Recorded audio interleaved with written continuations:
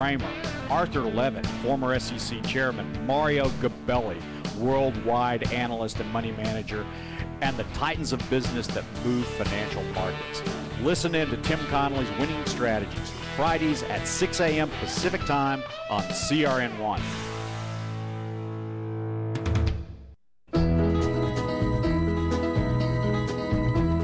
Everybody's talking at me. CRN Digital Talk Radio, the original Talkback with Chuck Wilder. Paul Stern at the toll-free number 1-800-336-2225, 1-800-336-2225. If you want to talk about Terry Anderson, call in now. Get in line, 1-800-336-2225. We are live across America on this radio station or this cable system around the world at www.crntalk.com.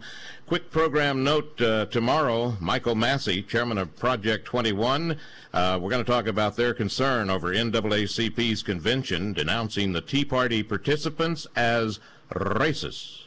Professor Robert Weisberg, he's the author of a new book, Bad Students, Not Bad Schools. Brian Sussman, author of Climate Gate, this is the Democrats' and last best shot at getting an energy and climate change bill passed this year. We'll talk about that.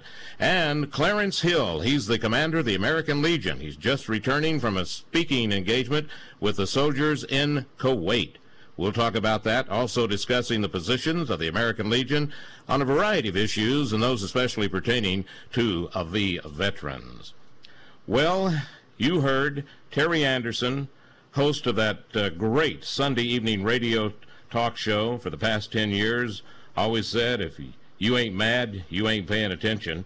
Terry died July 7th, survived by his wife Melanie and 2 sons, and this hour we're dedicating the entire hour to the life of Terry Anderson. Rick Oatman's going to be joining me in a little bit as a co-host, and we expect a lot of people to call in. We hope you call in too, 1-800-336-2225. But right now, I want to go back to an excellent interview that CAPS, Californians for Population Stabilization, did with Terry Anderson. And listen to this. Talk show host Terry Anderson, known from Washington, D.C. to Los Angeles for articulating the popular rage, sat down with Californians for Population Stabilization to discuss the impact illegal immigration has had on Black Americans. Anderson, who grew up in South Central Los Angeles and lives there still today, says that blacks in particular have suffered at job sites and in classrooms as a result of explosive illegal immigration. As he likes to say, if you ain't mad, you ain't paying attention. The new threat in this new millennium is politicians, mostly Democrats, but some of these rotten bastards happen to be Republicans also, but mostly Democrats, who are willing to not only look the other way, but are taking a proactive stance in making sure that the laws are not enforced under any circumstances. One of the most vile, heinous, anti-American representations of the new lawlessness is Speaker of the House, Representative Nancy Pelosi. She is 2 accidents away from being the President of the United States, and recently she said that the enforcement of our current immigration laws are, quote, un-American, unquote. Unbelievable. I've lived in South Central LA my whole life. I saw the deterioration due to the illegal alien invasion. And one day I started listening to talk radio, and it happened to be George Putnam, who we all know. And I kind of thought I was the only person involved in this. Well, not involved. I was the only person who felt this way. Thought I was by myself, and I heard people call his show just as angry as I was. And I got more involved in talk radio. I looked around the neighborhood. I saw the denseness. 10, 20 people living in a 2-bedroom house, 4 and 5 cars at each house, corn grown in the front yard, chickens, goats in yards. This is all the stuff we never had when I was growing up there in the 50s and 60s, and all of a sudden we had it. I knew something was wrong. And then I got kind of aware of things when I saw the amnesty of 1986. I said, I was a very non-political guy, but even as non-political as I was, I said, this ain't going to work, because if they do this, more will come. And that's what happened. Very slow in the 50s, almost non-existent. In the 60s, it began to change basically from a white culture to a black culture. And then all of a sudden, in the late 70s, early 80s, it started to change to an what I thought at that time was an immigrant culture. I later found out it was illegal aliens. And then it became very fast-paced. From, I would say, 85 until the present, it has just been unbelievably fast. Well, right now, if you're black in South Central LA, you can't get work. There are people working. But if you go to McDonald's, you're a 15, 16-year-old kid, you go to McDonald's for an after-school job, weekend job, summer job, they want you to be bilingual. Bilingual to flip a hamburger, okay?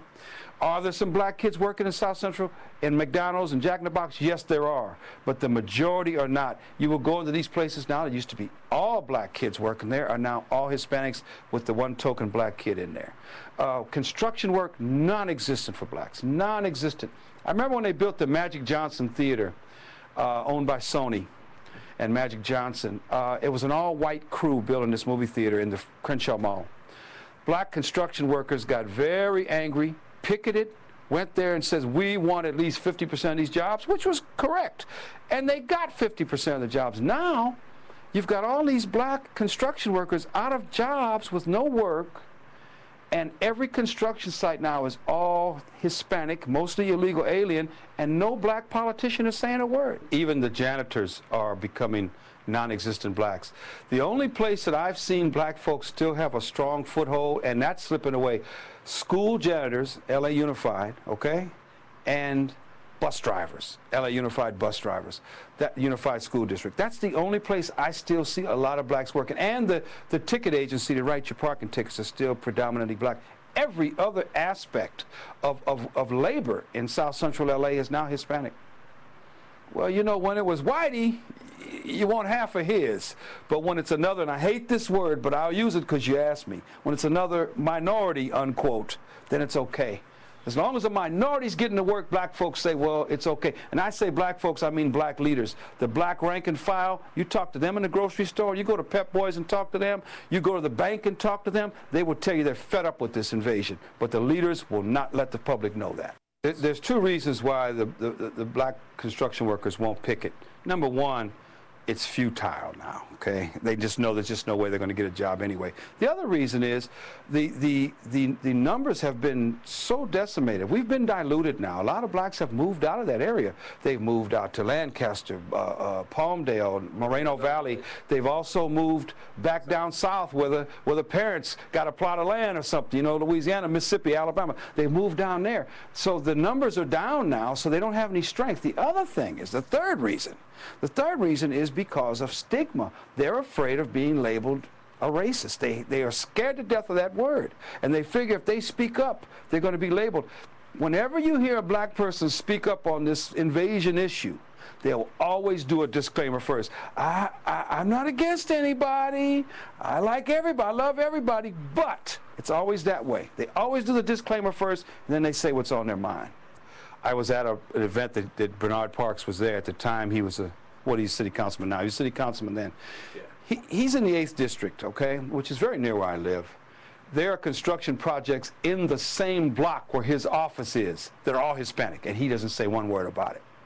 He told us at the meeting that night over in West LA that he was very adamant that 90% of construction workers in the city, not county, city of Los Angeles, were white.